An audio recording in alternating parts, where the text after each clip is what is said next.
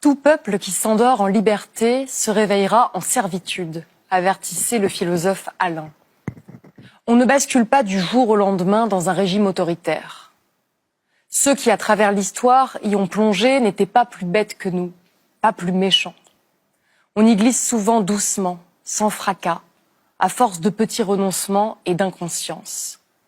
Ça commence par des mots vidés de leur sens, des réalités travesties, des discours qui banalisent ce qui ne devrait pas l'être.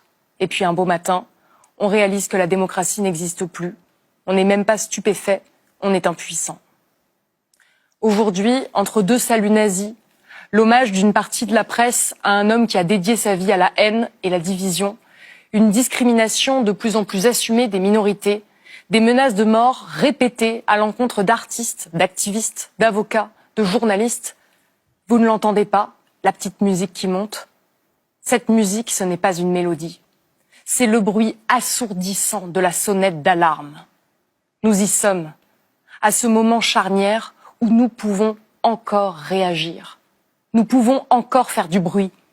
Nous pouvons encore mettre en lumière les faits vérifiés pour déchirer l'obscurantisme qui menace.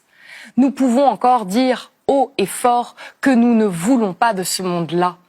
Nous pouvons utiliser nos droits tant que nous les avons.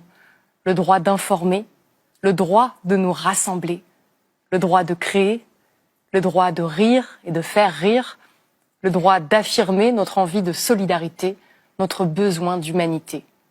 Nous avons encore le droit de résister de toutes nos forces à ce vent de haine et d'intolérance.